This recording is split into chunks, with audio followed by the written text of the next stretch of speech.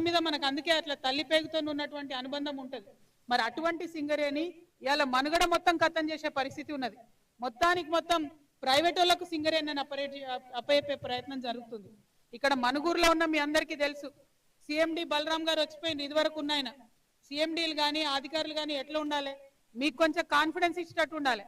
ఆయన ఇక్కడికి వచ్చి ఏమంటాడు, ఇక 3 ఏళ్లలో మీ మనుగూరు పని అయిపోయింది, 3 ఏళ్లలో మైన్ పని చేస్తాం, మీరు వెళ్ళిపోండి అంటాడు. అంటే ఒక్క బాధ్యతారహితమైన స్టేట్మెంట్ ఆయన అట్లా ఇస్తే మనుగూరులో ఉన్నటువంటి ఇండ్ల ధర ఏం కావాలి, వ్యాపారాలు ఏం కావాలి, ఇక్కడికి ఎవడన్నా పిల్లనిద్దాం అనుకున్నాడు ఇస్తాడా, అసలు ఏం జరుగుతుంది ప్రజల జీవితాలలో అన్న విషయం కనీసం ఆలోచన ఉండాలి కదా. లేకుండా అధికారం అంటే ఆయన వచ్చి 3 ఏళ్లలో బంద్ చేస్తున్నాం. మరి 3 ఏళ్లలో బంద్ అయితే నువ్వేం చేస్తున్నావు? గుడ్డి గుర్రాలకు పనులు దొమ్ముతున్నావా? ఏం చేస్తున్నారు? ఎందుకు వచ్చారు అధికారంలోకి? మీరు గుర్తుపెట్టుకోవాలి, తెలంగాణ వచ్చిన తర్వాత ఓసీలు ప్రైవేట్ ఇస్తామంటే రాకుండా అడ్డుకున్నాం. తర్వాత సింగరేణి వాళ్ళు అక్కడో ఇక్కడ వాళ్ళకు వచ్చినాయి, ప్రైవేట్ వాళ్ళకి ఇచ్చిరు, కానీ డైరెక్ట్ గా కోల్ బ్లాక్లు వేయకుండా అడ్డుకున్నాం.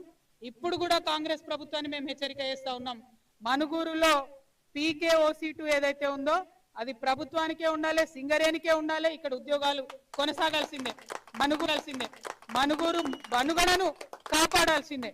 మీరు అట్లా కాదు అని చెప్పి ప్రైవేట్కి ఇస్తే ప్రైవేట్ వాళ్ళకు కూడా హెచ్చరిక చేస్తా ఉన్నాం, మనుగూరుతో పెట్టుకోవద్దు బిడ్డ, మీరు ఎవ్వరు కూడా ఇక్కడికి రావద్దు, మీరు వస్తే కూడా ఇక్కడ పనిచేసే అవకాశం ఉండదు.